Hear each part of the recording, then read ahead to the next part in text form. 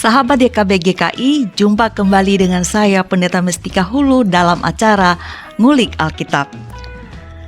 Dalam episode kali ini kita akan mengulik surat Efesus pasal 5 ayat 15 sampai 21 dengan tema Hidup adalah Kesempatan. Untuk mengulik tema ini telah hadir bersama kita di studio. Di sini ada Bapak Pendeta Yohanes Bambang Mulyono. Bapak, apa kabar? Baik, Ibu Mestika. Baik, terima kasih Bapak sudah hadir di studio menjadi narasumber kita di Ngulik Alkitab. Terima kasih juga bisa bersama di YKB untuk mengikuti membahas satu tema di Ngulik Alkitab. Baik. Para sahabat sekalian, Bapak Pendeta Yohanes adalah pendeta dan dosen di Universitas Kristen Maranatha, Bandung. Para sahabat, Ngulik Alkitab ini disiapkan atau diadakan untuk menolong kita bersama mendalami kitab suci dan melihat relevansinya di dalam kehidupan kita sehari-hari. Para sahabat, kami nantikan interaksinya, baik mengajukan pertanyaan ataupun memberikan komentar di chatroom yang tersedia. Baik, kita akan segera memulai ulikan kita, namun sebelumnya kita akan berdoa yang akan dipimpin oleh Bapak Pendeta Yohanes. Silakan Bapak. Baik, saudara-saudara, kita menyatukan diri di dalam doa. Allah, di dalam Yesus Kristus, sertailah kami supaya karena rahmat dari Engkau memampukan kami untuk menyimak, untuk memahami firman-Mu di tengah-tengah realitas kehidupan kami. Jadikanlah setiap kesempatan yang tersedia merupakan manifestasi dari anugerah dari Tuhan. Biarkanlah Roh Kudus memampukan kami untuk mengelola setiap kesempatan secara produktif, sehingga hidup kami menjadi hidup yang bermakna. Jadikanlah hidup kami yang fana ini menjadi sesuatu yang berarti, yang bernilai kekal, oleh karena kami hadir sebagai para hamba-hamba dan pelayan Kristus untuk menghadirkan Kristus di tengah dunia. Kami serahkan di dalam kuasa-Mu, di dalam nama Tuhan Yesus Kristus. Amin. Amin. Para sahabat, kita akan membaca Efesus pasal 5 ayat 15 sampai 21. Semoga juga para sahabat YKB GKI sudah siap dengan Alkitabnya. Surat Efesus pasal 5 ayat 15 sampai 21. Demikian bunyinya. Karena itu, perhatikanlah dengan saksama bagaimana kamu hidup. Janganlah seperti orang bebal, tetapi seperti orang arif. Dan pergunakanlah waktu yang ada, karena hari-hari ini adalah jahat. Sebab itu, janganlah kamu bodoh, tetapi usahakanlah supaya kamu mengerti kehendak Tuhan. Dan janganlah kamu mabuk oleh anggur, karena anggur menimbulkan hawa nafsu, tetapi hendaklah kamu penuh dengan Roh. Dan berkata-katalah seorang kepada yang lain dalam mazmur, kidung puji-pujian dan nyanyian rohani. Bernyanyi dan bersoraklah bagi Tuhan dengan segenap hati. Ucapkanlah syukur senantiasa atas segala sesuatu dalam nama Tuhan kita Yesus Kristus kepada Allah dan Bapa kita. Dan rendahkanlah dirimu seorang kepada yang lain di dalam takut akan Kristus. Saya ke Pak Pendeta yang menjadi narasumber kita. Pak, hari ini satu tema yang sangat menarik, dan bahkan tema ini juga menjadi suatu judul lagu yang mungkin juga sangat populer diketahui juga oleh para sahabat YKB. Hidup adalah kesempatan. Mengapa kita perlu membicarakan tema ini, Pak? Jadi karena di dalam kehidupan itu sesungguhnya tersedia suatu anugerah yang berupa kesempatan itu. Nah, kesempatan itu merupakan saat yang baik. Dan di dalam kesempatan itu sesungguhnya ada peluang. Ya. Nah, di dalam peluang itu ada banyak kemungkinan-kemungkinan. Tinggal kita mampu memilih di antara kemungkinan-kemungkinan ini mana yang terbaik bagi kita. Dan kita tahu bahwa kemungkinan atau peluang itu secara eksplisit di dalam Alkitab dipakai kata kairos. Baik. Jadi kesempatan itu adalah kairos. Nah, kairos merupakan waktu yang sifatnya kualitatif. Ya, jadi, dan waktu ini adalah waktu anugerah. Dan sebagai anugerah, maka kalau kita abaikan, maka ya dia akan lewat. Jadi kesempatannya lewat, tidak bisa diulang. Baik. Tapi kita tahu bahwa yang disebut kairos itu bukanlah satu waktu yang abstrak. Karena waktu kairos itu berada secara integral di dalam waktu kronos. Baik. Ya, jadi waktu kronos itu adalah waktu yang sifatnya kuantitatif. Baik. Ya, kalau kairos kualitatif. Ya, jadi ini adalah waktu kuantitatif yang seringkali orang mengatakan seperti waktu jam arloji. Ya, dia bergerak. Jam berapa kronos. itu, gitu ya? Atau hari Minggu, Senin, Selasa dan sebagainya. Jadi ada kronos yang kemudian menjadi kronologi. Baik. Jadi di dalam kairos itu ada kronologi, ada kronos. Ini merupakan satu kesatuan yang utuh antara kairos dan kronos. Disitulah kita memaknai hidup ini. Bagaimana hidup ini harus kita jalani bersama. Baik, berarti untuk memahaminya pertama-tama mesti kita tahu dulu ada kairos dan kronos ya Pak ya. Baik, hidup adalah kesempatan. Lalu ada kairos dan kronos. Apa kaitannya Pak dengan makna hidup yang bermakna kronos dan kairos ini? Bagaimana kita bisa merelasikannya dengan kehidupan yang pencarian makna kehidupan? Jadi kairos dan kronos itu seperti mata uang ya, dengan dua sisi ya, tidak bisa diabaikan. Jadi kalau kairos menyingkirkan kronos, maka seperti mata uang tuh kalau hanya bagian depannya saja yang bernilai, belakangnya sudah tidak bernilai, uang itu tidak mempunyai nilai. Jadi kairos dan kronos ini merupakan satu kesatuan yang utuh. Nah, bagaimana hidup ini melakukan secara seimbang tetapi utuh, memaknai antara kairos dan kronos itu. Jadi hidup itu bernilai karena di dalamnya itu Tuhan menjadikan waktu kronos ini, waktu kronologi ini sebagai kesempatan bagi kita untuk menangkap berbagai rahmat dari Tuhan, dari rahmat dari Tuhan itu sendiri. Nah, dan kita tahu bahwa yang disebut dalam waktu untuk bernilai bermanfaat itu bukanlah sesuatu yang sudah bisa kita pegang. Jadi hidup ini adalah proses menjadi. Ya, jadi proses becoming.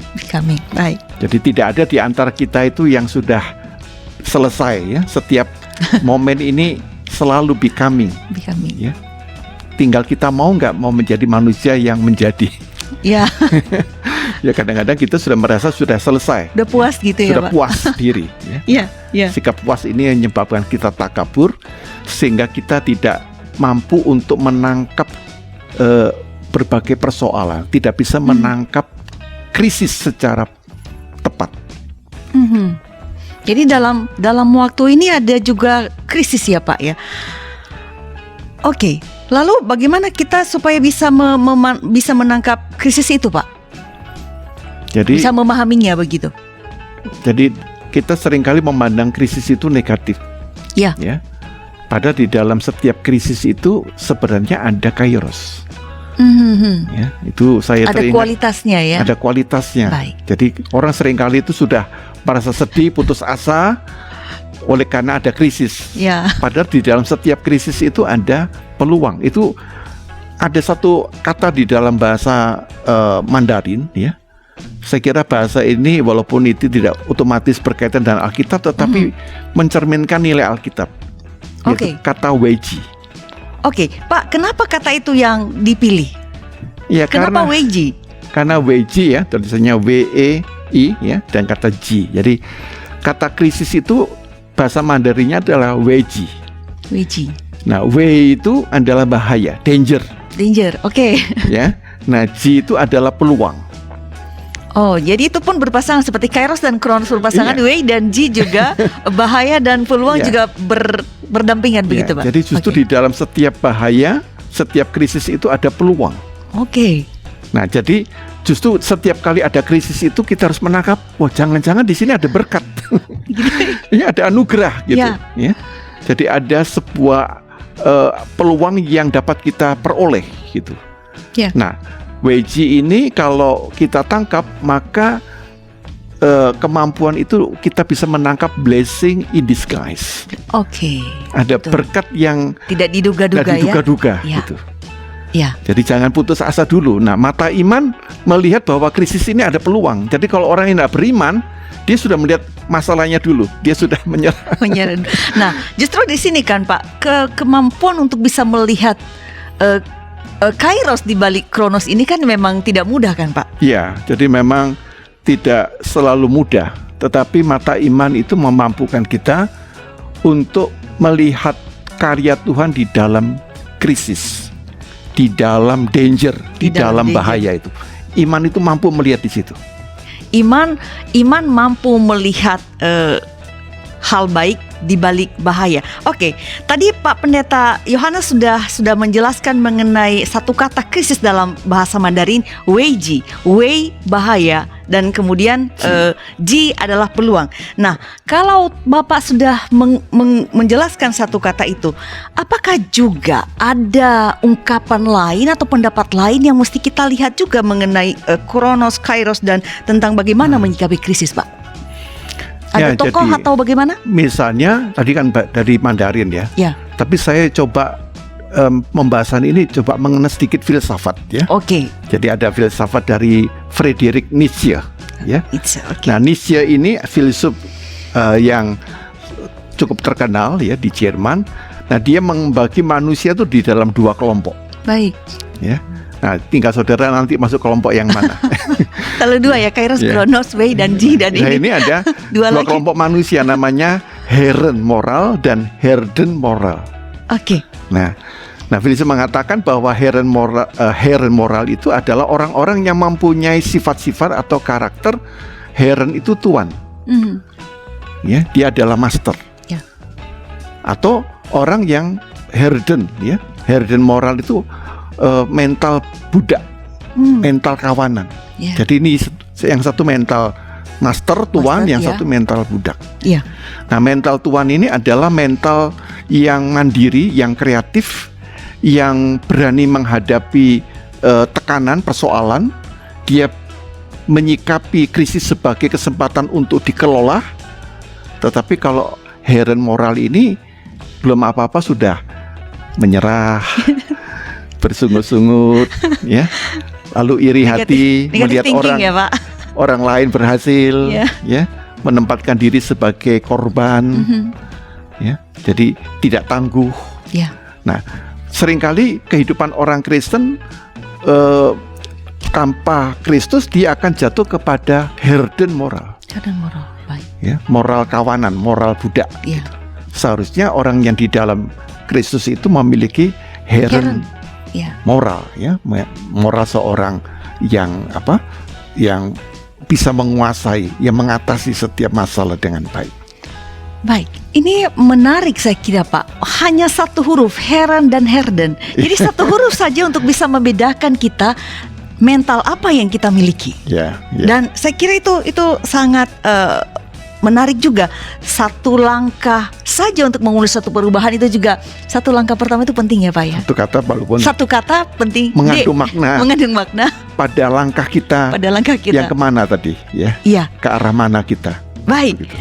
Pak, sudah menjelaskan sedikit mengenai Nietzsche, filsuf Nietzsche dari Jerman. Nah, apakah kemudian disampaikan dua tipe orang ini, yang Herren moral yang bermental tuan, master, dan kemudian Herden yang bermental kawanan atau budak seperti itu? Apakah kita serta-merta bisa menerapkan itu atau justru harus kita tolak, Pak? Apa harus kita lakukan? Ya, jadi secara esensial filsafat dari Nietzsche itu menolong kita. Tapi kita orang Kristen juga harus kritis. Ya, kritisnya mengapa? Karena di dalam filsafat Nietzsche itu kalau saya baca lebih mendalam, Herren dan Herden moral itu ditempatkan di dalam konteks will to power, ya, kehendak berkuasa. Nah, ini. Nah, kalau ditempatkan kepada kehendak yang berkuasa, maka konsep dari heren ataupun hidden moral ini ditempatkan pada nilai kuasa itu, ya. Nah, nilai kuasa ini akhirnya bisa menghasilkan orang-orang yang menyalahgunakan kekuasaannya, ya, menyalahgunakan wewenangnya, ya, menyalahgunakan jabatan-jabatan yang dia diterima dari Tuhan, begitu. Oke. Nah, karena itu tidak bisa diterapkan secara serta-merta filsafat dari Nietzsche ini, karena kita harus mengkritisi tentang makna will to power itu. Baik, kita akan lanjutkan percakapan kita, ulikan kita mengenai apa yang disampaikan oleh Nietzsche mengenai will to power atau kehendak berkuasa ini, tapi sesaat lagi setelah pesan-pesan berikut ini.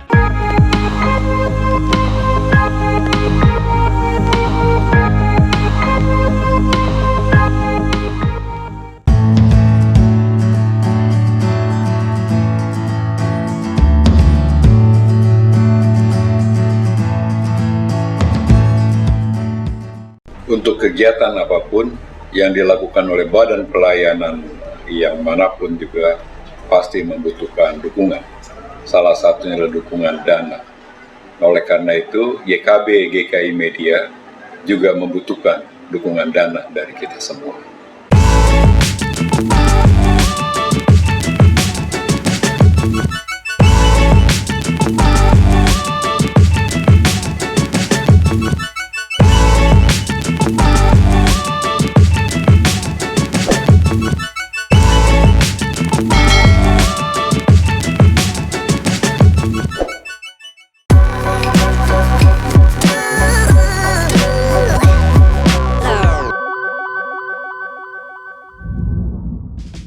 Sahabat YKB GKI masih tetap bersama saya, Pendeta Mestika Hulu, dan juga bersama Bapak Pendeta Yohanes sebagai narasumber dalam acara Ngulik Alkitab.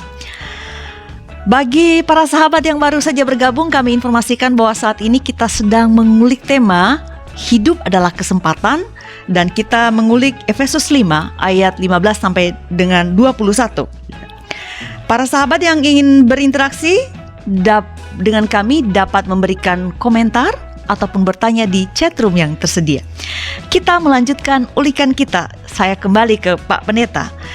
Tadi Bapak sudah menjelaskan sedikit mengenai, setelah kita bicara mengenai, Bapak menjelaskan tentang Weiji, tentang bahaya dan peluang. Kemudian Bapak juga menjelaskan bahwa ada seorang tokoh atau filsuf Nietzsche yang juga berbicara mengenai bagaimana melihat krisis dalam rangkaian Kairos dan Kronos.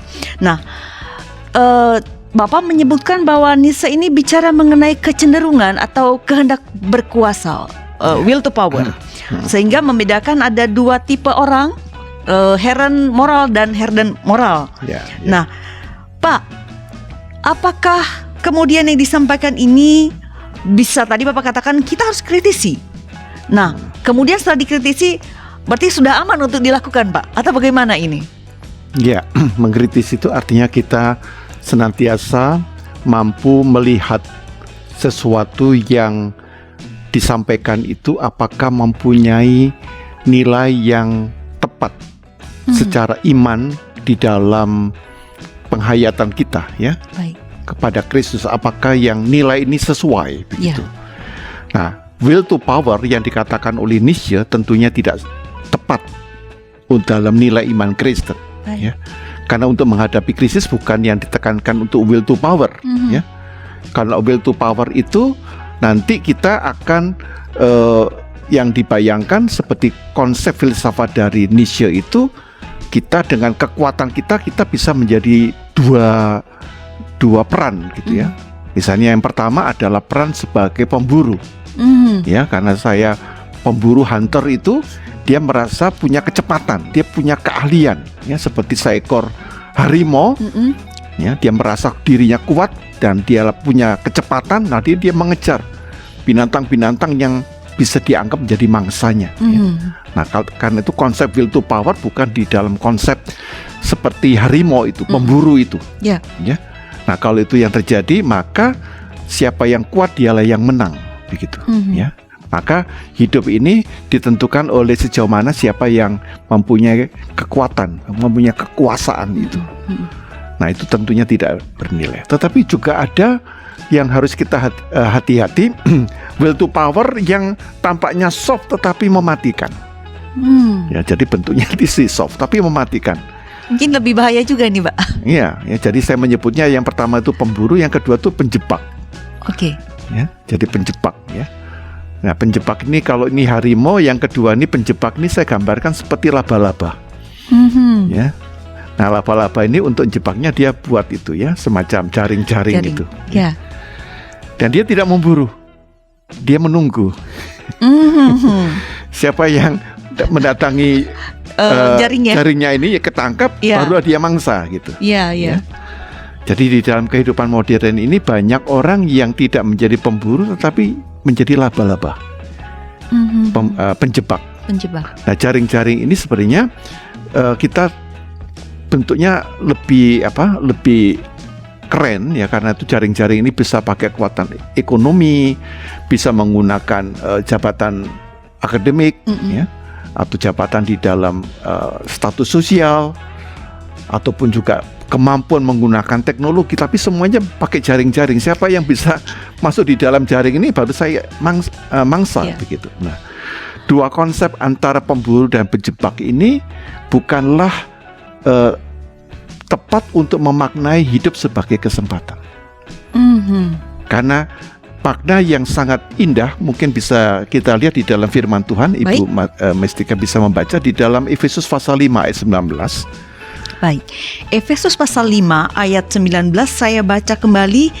Dan berkata-katalah, dari ayat 19 ya Pak? Ya, ayat 19 saja. Dan berkata-katalah seorang kepada yang lain dalam mazmur, kidung puji-pujian dan nyanyian rohani, bernyanyi dan bersoraklah bagi Tuhan dengan segenap hati. Ya, jadi ada satu gambaran yang lain, bukan will to power untuk menjadi pemburu dan penjebak, tetapi di sini disebutkan berkata-katalah seorang kepada yang lain dalam mazmur, kidung puji-pujian dan nyanyian rohani, bernyanyi dan bersoraklah bagi Tuhan dengan segenap. Jadi ada suasana sukacita. Jadi hidup adalah kesempatan, untuk kesempatan apa? Menghadirkan sebuah sukacita. Ya. Di tengah krisis kita tidak menunjukkan kekuatan kita, kemampuan, kekuasaan yang kita punya, tapi menghadirkan sukacita sehingga orang yang sedih dia merasa dihibur, orang yang putus asa mendapatkan semangat hidup ya. Orang yang kemudian sudah tidak lagi tahu apa yang harus dia lakukan, dia bingung, tiba-tiba dia menemukan sebuah harapan. Begitu. Nah, inilah yang kita lihat bahwa kalau toh diambil heren moralnya ya, atau di dalam konteks WG tadi, tetap di dalam konteks sukacita itu. Bagaimana ada semangat gotong royong. Ya. Kan saya tidak mungkin sukacita sendiri. Ya. Sukacita selalu senantiasa berada di dalam sebuah komunitas, ya, di dalam kebersamaan dengan orang lain. Jadi ada kebutuhan interdependensi, kesaling ketergantungan satu dengan yang lain. Nah, kalau tadi digambarkan yang pertama itu adalah seperti harimau, pemburu. Yang kedua adalah laba-laba yang menjebak. Maka yang gembira ini adalah saya gambarkan seperti semut. Seperti semut ya. Nah, semut ini binatang kecil ya, tetapi kalau kita lihat semut itu adalah binatang yang senantiasa mempunyai relasi dan komunikasi yang sangat terorganisir. Ya. Dan menarik sekali itu ada ayatnya di dalam Amsal pasal 6 ya. Ibu bisa baca sebentar. Amsal pasal 6 ayat 6 sampai dengan ayat 8 ya. Nah, di dalam Amsal ini kita bisa melihat bahwa semangat Amsal 6 ya Pak. Ya, kerja keras dari semut ini ternyata justru bisa memaknai hidup adalah kesempatan. Saya baca 3 ayat berarti Pak. Ayat 6 sampai 8 atau ayat 6 boleh saja? Dibaca aja. Sampai. Ya, 6 sampai 8. Ya. Baik. Karena kita ngulik Alkitab, maka sekarang kita juga membaca bagian lain dari Alkitab. Amsal 6 ayat 6 sampai 8.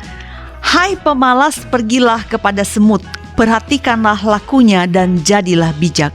Biarpun tidak ada pemimpinnya, pengaturnya atau penguasanya, ia menyediakan rotinya di musim panas. dan mengumpulkan makanannya pada waktu panen.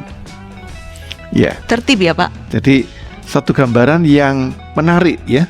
Alkitab mengajarkan cara seperti pada semut itu. Ya, walaupun tidak ada pemimpin, tetapi dia mampu bekerja Ya. ya, secara tertib.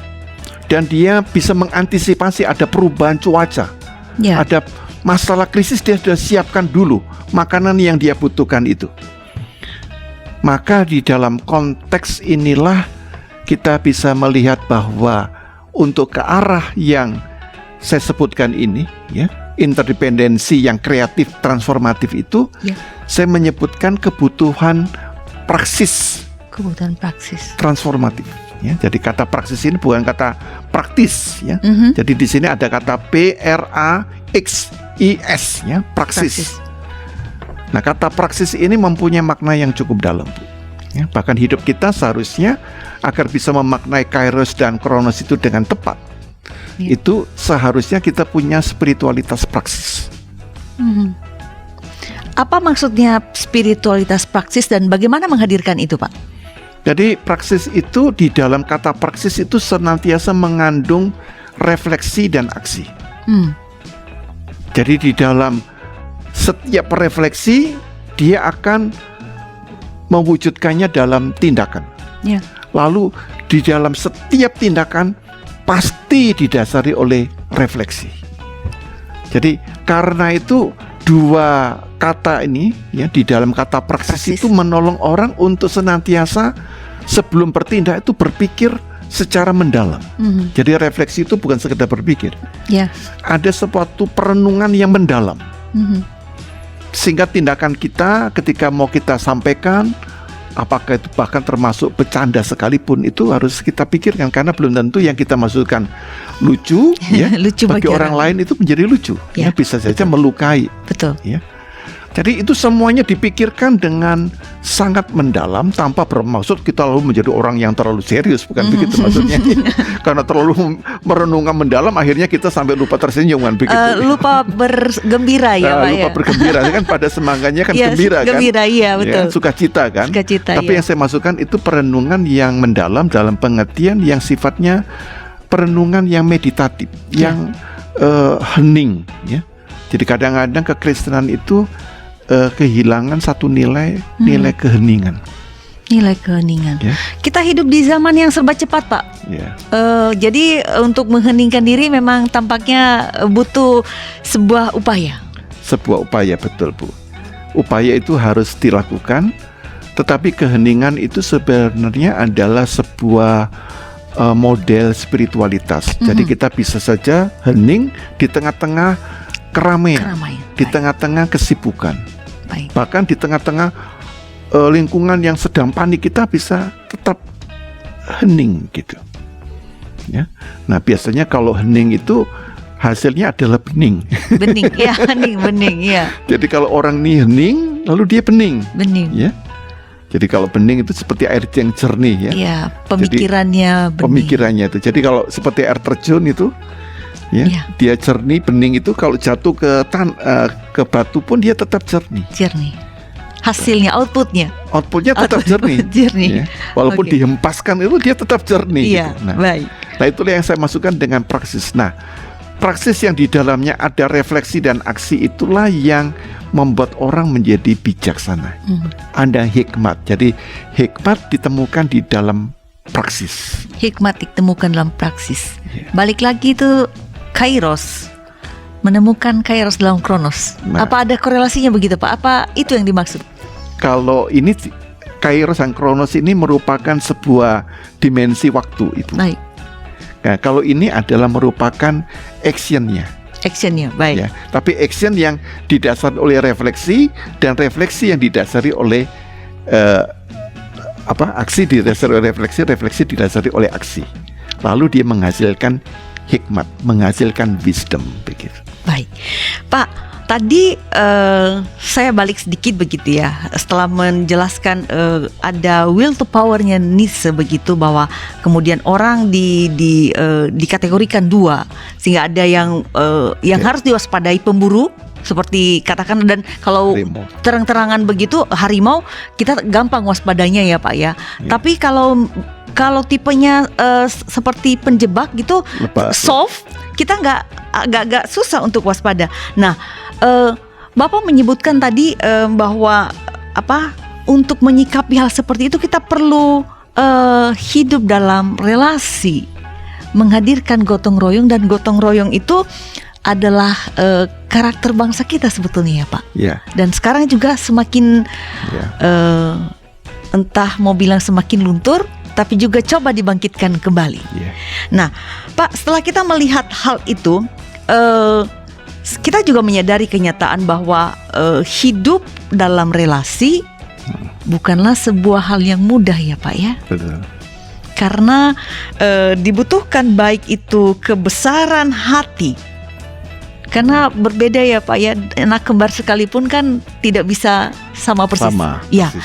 Jadi dibutuhkan kebesaran hati untuk bisa hidup dalam relasi, dan dibutuhkan kesabaran, tentu juga dibutuhkan banyak hal ya, katakanlah penerapan ilmu yang supaya kita bisa berelasi secara baik dalam sebuah paguyuban seperti itu, sehingga kita bisa seperti Bapak sebutkan tadi, kita bisa melakukan gotong royong seperti itu. Dan lebih lagi tadi dari awal Bapak mengatakan bahwa kita memaknakan hidup bersama komunitas. Nah, bagaimana bisa melakukan itu Pak? Tapi jawaban Bapak tolong disimpan dulu, kita akan lanjutkan setelah pesan-pesan berikut ini.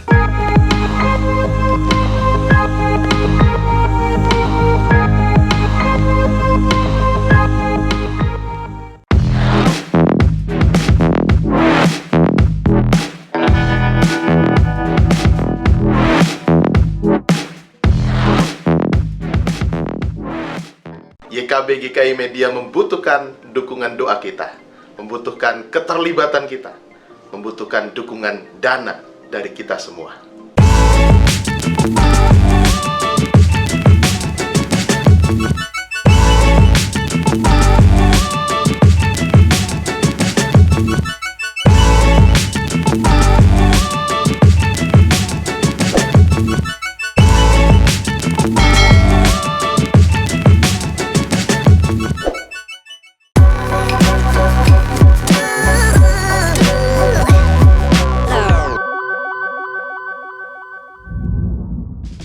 Sahabat YKB GKI, masih tetap bersama saya Pendeta Mestika Hulu, dan masih juga bersama Bapak Pendeta Bambang, Yohanes Bambang, yang menjadi narasumber kita dalam acara Ngulik Alkitab kali ini. Para sahabat yang baru bergabung, kami informasikan bahwa tema Ngulik Alkitab kita kali ini adalah hidup adalah kesempatan. Diambil dari surat Efesus pasal 5 ayat 15 sampai 21. Kami informasikan bahwa ini merupakan segmen terakhir kita, namun para sahabat jangan khawatir, masih tetap dapat berinteraksi bersama kami dengan mengajukan baik pertanyaan maupun memberikan komentar di chatroom yang tersedia. Saya mau kembali bertanya kepada Bapak Pendeta yang jadi narasumber kita. Pak, tadi sebelum jeda kan Bapak menjelaskan baik tentang Nietzsche, kemudian tentang juga pelajaran bahkan dari semut yang bergotong royong begitu. Nah, dalam relasi kan Pak ya, bergotong royong itu tentu bicara tentang relasi ya Pak ya. Bergotong royong kalau sendiri ya enggak kayak mungkin tidak bisa terjadi begitu. Tapi hidup dalam relasi kan Pak, itu sesuatu yang tidak mudah. Namun kalau kita ingin memberikan makna, menjalani hidup yang bermakna, mau nggak mau kita harus ada dalam relasi. Lalu bagaimana Pak supaya kita bisa menjalani atau memaknai hidup ini bersama komunitas atau dalam relasi? Apa yang harus dilakukan Pak? Langkah apa yang harus ditempuh? Terima kasih Bu Mestika. Jadi saya katakan bahwa untuk mewujudkan satu spiritualitas Kristiani itu ada satu kata praksis yang di dalamnya ada kata refleksi dan aksi. Ya, jadi langkah kita harus berada di dalam dua ritme ini ya, atau dua dimensi ini antara aksi dan refleksi. Ya. Tetapi ketika itu berhasil kita wujudkan, ya, maka kita menjadi orang yang berhikmat, Baik. Karena di dalam hikmat itu tadi saya katakan ada unsur pemikiran yang hening, yang bening, yang jernih begitu. Nah, maka dalam konteks ini saya teringat Mazmur 90 ayat 12. Baik, Mazmur 90 ayat 12. Itu ada satu kata yang sangat menarik. Bagaimana memaknai hidup adalah kesempatan. Ada baiknya kita baca ya, Pak. Mari, Mazmur silakan. 90 ayat 12. 12 ya. Ya. Dikatakan bahwa ajarlah kami menghitung hari-hari kami sedemikian hingga kami beroleh hati yang bijaksana. Iya, di situ ajarlah kami menghitung hari-hari kami sedemikian hingga kami beroleh hati yang bijaksana. Ya. Jadi di situ ada refleksi. Iya. Ya. Nah, di dalam refleksi itu sebenarnya sudah mulai mengolah bagaimana kairos dari Tuhan itu dapat ditempatkan di dalam konteks kronos kita. Kronos, ya. Gitu, ya. Nah, maka spiritualitas praksis inilah yang harusnya dikembangkan dan dihidupi di dalam kehidupan kita. Ya, tadi kalau Ibu tanya bagaimana dalam komunitas ini, hikmat itu menghasilkan semangat yang bapak-bapak pendiri Republik ini sudah jelas, yaitu nilai gotong royong tadi. Ya. Jadi harusnya nilai gotong royong ini tidak pernah mengenal agama, tidak pernah mengenal etnis, tidak pernah mengenal kesukuan, tidak pernah mengenal ideologi. Dia semangatnya gotong royong. Itu jiwa orang Indonesia itu di situ. Tapi sayang sekali jiwa yang begitu luhur ini bisa terkikis oleh ajaran-ajaran keagamaan yang justru cenderungnya separatis, ya. Cenderungnya justru segregasi yang sifatnya memisahkan. Nah, ajaran iman Kristen itu tidak menekankan aspek gotong royong di dalam spiritualitas praksis itu. Maka kalau itu akan terjadi, Bu, hidup kita menjadi hidup yang bermakna. Kesempatan yang kita miliki tidak lagi menjadi pemburu penjebak tadi, pemburu dan penjebak tadi. Ya, kita akhirnya seperti semut tadi, ya. Bergotong royong. Yang bergotong royong. Tidak ada pemimpin tapi terus mau bersama. Lalu dia bisa mengantisipasi. Ya, ada perubahan musim yang bisa menimbulkan krisis, dia sudah antisipasi itu. Bapak mengingat tentang semut, saya jadi ingat juga ke salah satu keunikan semut itu ya Pak, bisa membawa beban agak banyak dari berat tubuhnya ya Pak ya, dari bobot tubuhnya. Dan menurut para ahli benar begitu, semut bisa mengangkat beban 10 kali lipat dari berat badannya. Dan dia lakukan itu dengan sukacita tadi ya. Sukacita. Ya. Dan kalau toh tidak mampu maka temannya membantu. Iya, gotong royong. Nah, gotong royong lagi gitu ya. Jadi hidup adalah kesempatan kalau kita bisa menempatkan gotong royong di dalam spiritualitas praksis tadi. Iya. Maka di sanalah kita akan memperoleh anugerah, karena di dalam itu sebenarnya kita sedang diperhadapkan oleh Tuhan, yaitu waktu kairos tadi. Waktu kairos ya. Di dalam kronos kita mengalami kairosnya dari Tuhan itu. Iya. Karena memang itu tidak bisa dipisahkan, berjalan bersama ya Pak ya. Jadi merupakan satu hal yang utuh di dalam kehidupan kita itu. Baik, kalau semut saja bisa bergotong royong, bahkan semut juga bisa, menurut para ahli, bisa mengangkat 10 kali beban ya Pak. Benar itu, bisa 10 kali. Mestinya ya, sebagai orang percaya kita juga, kalau kata pemazmur tadi, belajar dari Amsal, mengatakan Amsal 6 belajar dari semut begitu. Bukankah kita seharusnya yang diberikan hikmat oleh Tuhan bisa melakukannya lebih baik Pak? Ya, betul. Lalu mengapa ini Pak? Kadang-kadang kita malah bukan mau gotong royong Pak, seperti laba-laba malah menjebak yang lain. Menjebak atau menjadi pemburu kan, begitu, yang lain. Nah, padahal semut bisa mengangkat beban 10 kali dari berat bobotnya ya. Jadi dia tanpa mengeluh. Karena secara tidak langsung filsafat dari Nietzsche cocok. Ini mental heron. Ya, master. Ya, master, tuan ya. Jadi bukan mental budak, bukan mental kawanan. Kalau mental kawanan dia ngangkat seberat setengah dari berat badannya sudah mengeluh. Mengasihani diri. Dia mengasihani diri, dia mengatakan dirinya sudah malang, dia menjadi orang yang jadi korban. Playing victim. Play victim. Ya. Banyak sekali orang yang mengembangkan di dalam situasi sekarang ini jadi play victim. Ya. Dia tidak punya jiwa heron moral itu. Akibatnya hidupnya tidak bermakna. Dia hanya tergantung. Dia minta belas kasihan orang lain. Ya. Dan ini saya kira justru ketika dimelakukan ini tidak ada yang dibagikan pada orang lain. Padahal kalau semut kan Pak membagikan kegembiraannya. Kalau dia berbagi bukan mengasihani diri, mestinya bisa dibagi ya Pak. Bisa dibagi. Pemaknaan hidup terjadi. Oke Pak, kita kan sedang mengulik tema hidup adalah kesempatan.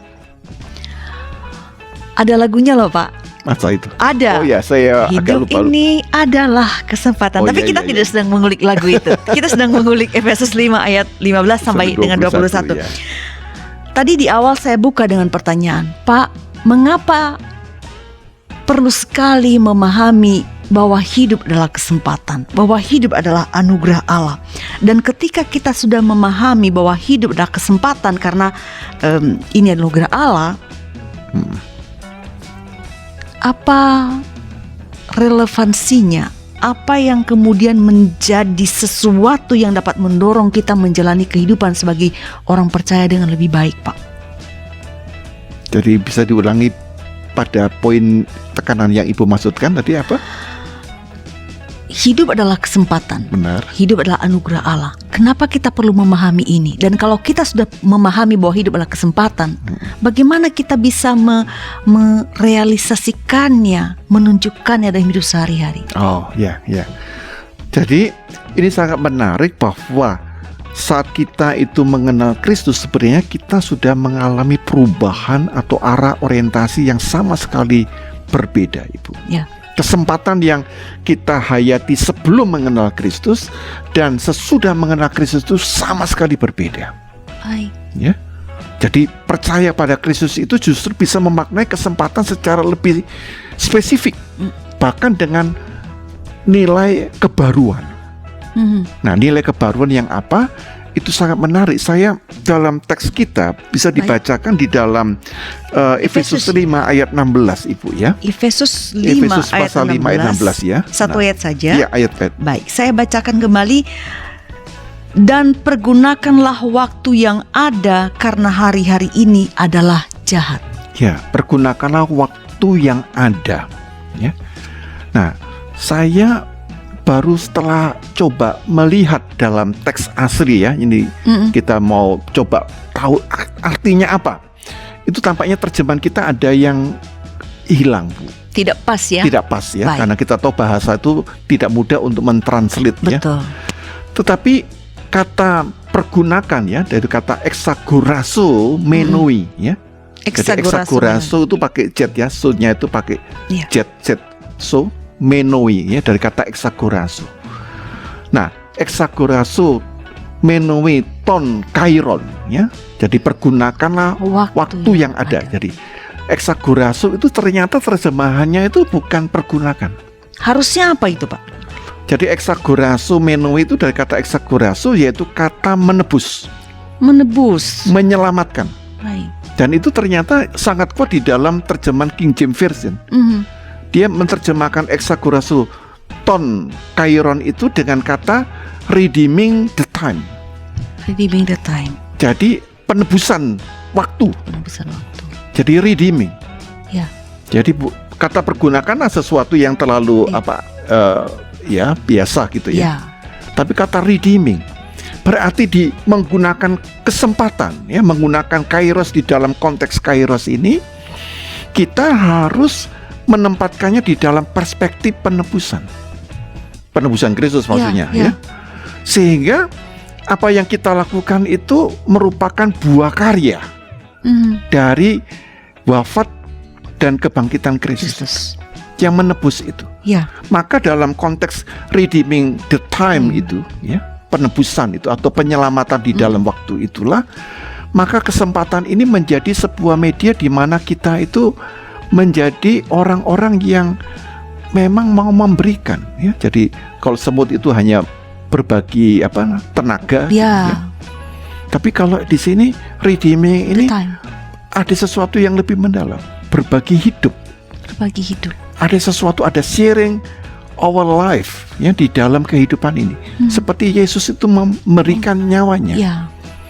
Jadi ada sesuatu yang dalam, bukan sekedar gotong royong bagi membantu orang Mengangkat beban ya, tapi di dalamnya itu ada sharing life. Ada sharing life, ada juga di situ ada hati Allah yang dipersembahkan. Sehingga di dalam hidup adalah kesempatan itu sebenarnya kita sedang menghadirkan atau mempersembahkan hati Allah yang telah kita terima di dalam karya penebusan Kristus itu. Baik.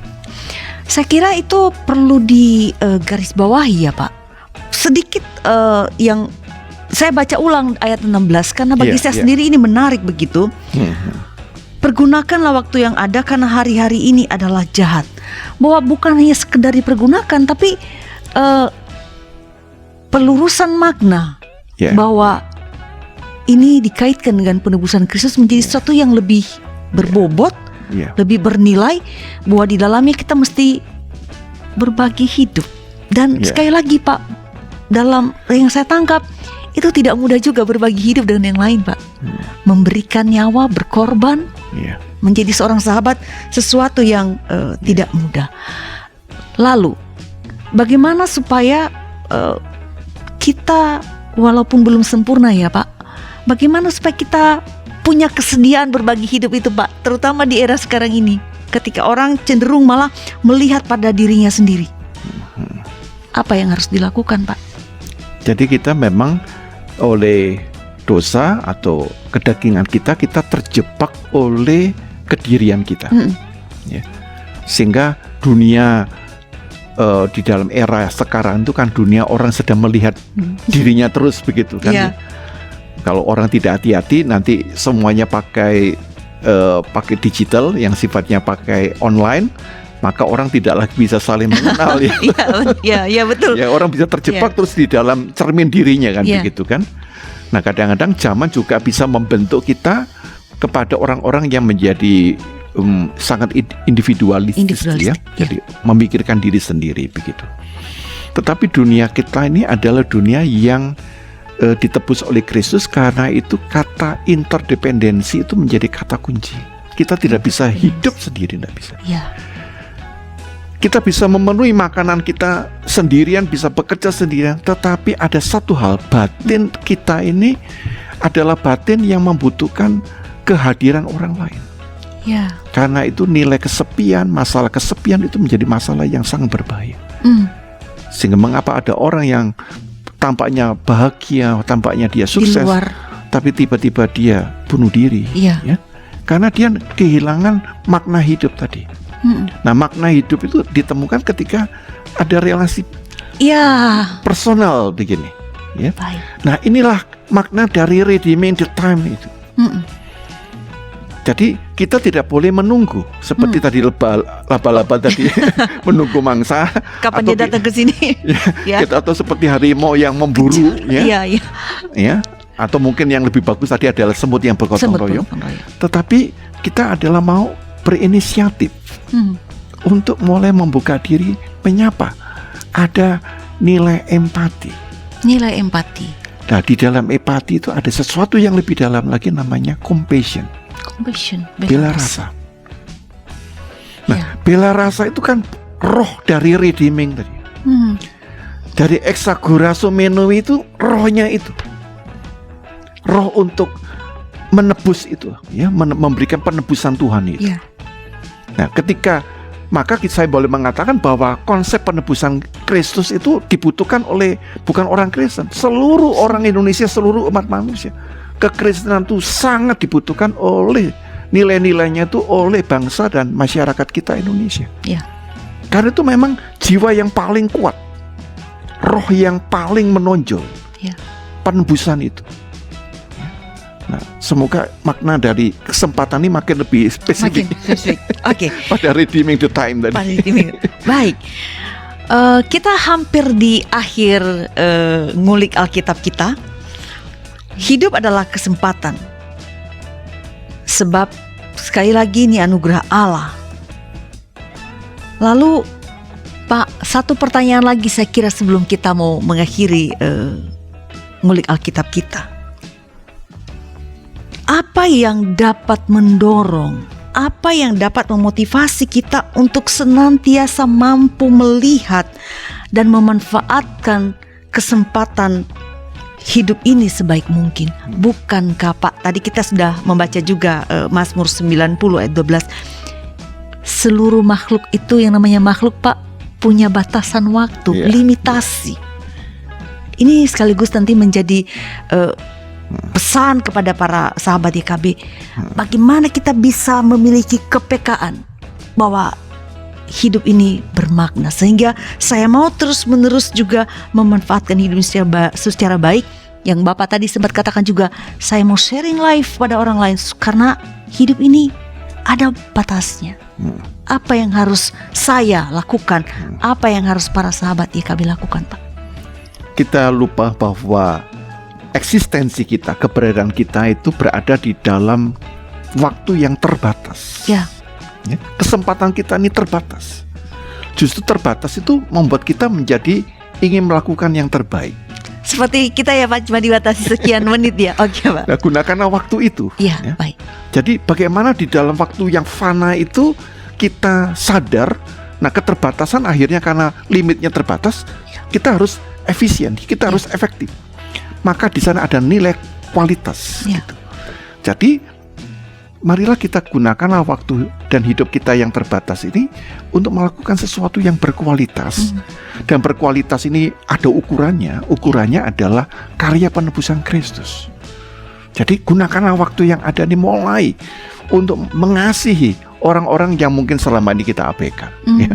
Kadang-kadang kita sudah merasa menyayangi anak-anak kita. Mulai kita renungkan, apakah kita menyayangi anak-anak atau menggunakan anak-anak untuk kepuasan dan kebahagiaan kita. Kita harus bisa melakukan suatu refleksi yang tadi yang saya katakan, ada refleksi untuk ada aksi, ada praksis. Spiritualitas praksis ini yang membuat kita menyadari bahwa saatnya kita mengevaluasi diri kita, sehingga setelah mendengarkan ulasan dan paparan ngulik Alkitab pada kesempatan ini, hidup kita mulai diubahkan oleh Tuhan.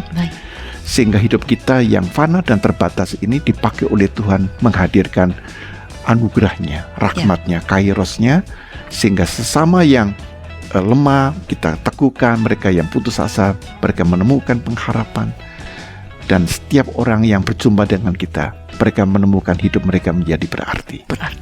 Baik, itu menjadi penutup dari perjumpaan kita. Terima kasih Bapak Pendeta Yohanes Bambang Mulyono atas penjelasan dalam ngulik Alkitab kali ini. Terima kasih telah menjadi narasumber kami. Para sahabat YKB GKI, saya mau mengambil beberapa hal saja dari sebagai pembelajaran dari ngulik Alkitab dengan tema hidup adalah anugerah ini, bahwa pertama-tama perlu kita sadari bahwa hidup ini adalah anugerah Tuhan. Yang barusan saja disampaikan oleh Bapak Pendeta juga, bahwa hidup ini memiliki batas. Tetapi batas itu, sekali lagi, belajar dari semut, jangan dijadikan sebagai sesuatu yang membebani atau menghalangi kita untuk melakukan sesuatu yang baik. Justru batasan itu seharusnya kita gunakan sebaik mungkin untuk menghadirkan yang baik dan berbagi hidup, berbagi kebahagiaan kepada orang lain, sebab kita sudah mengalami penebusan Kristus. Jadi dengan menjalani hidup yang bermakna, kita juga dalam perjumpaan dengan orang lain menolong mereka juga dengan apa yang kita lakukan, agar mereka pun dapat mengalami hidup yang bermakna. Sahabat YKB GKI, saya percaya dan saya berdoa bahwa program Ngulik Alkitab ini menjadi berkat bagi Anda sekalian. Maka kami berterima kasih Anda selalu setia bersama dengan kami dalam Ngulik Alkitab, khususnya episode kali ini. Tuntas sudah perjumpaan kita. Sampai jumpa di episode yang akan datang. Jangan lupa di like, di subscribe, dan juga dibagikan kepada saudara atau keluarga yang juga rindu untuk diberkati melalui program ini. Kita akan menutup jumpa kita dengan doa yang akan dibawakan oleh Bapak Pendeta. Silakan. Baik. Mari kita menyatukan diri dalam doa. Bapa yang mengasihi kami bersyukur bahwa Engkau menganugerahkan kepada setiap kami pribadi demi pribadi kesempatan untuk mengaktualisasikan diri kami secara benar oleh karena karya penebusan Kristus. Oleh karena itu, mampukanlah kami merespon setiap kesempatan di dalam perspektif spiritualitas praksis, sehingga hidup kami tidak hanya mengutamakan refleksi saja tanpa tindakan, tapi sebaliknya hidup kami menghayati refleksi dan tindakan atau aksi sebagai suatu kesatuan di dalam diri kami. Refleksi aksi itulah yang memampukan kami untuk menghayati dan merespon di dalam redeeming the time, penebusan Kristus itu. Jadikanlah hidup kami dijiwai oleh roh karya penebusan Kristus, sehingga kami mau memberikan hati kami kepada setiap orang tanpa membedakan latar belakang etnis, agama, kesukuan, dan segala ideologi. Bapa yang Maha Baik, kami percaya bahwa Engkau telah menjadikan kami sebagai umat insan dengan tujuan yang istimewa. Biarkanlah kesempatan yang kami terima dari Tuhan menjadikan setiap orang menjadi istimewa di hadapan Tuhan dan sesamanya. Terpujilah nama-Mu ya Allah di dalam Yesus Kristus dan persekutuan Roh Kudus. Amin. Amin.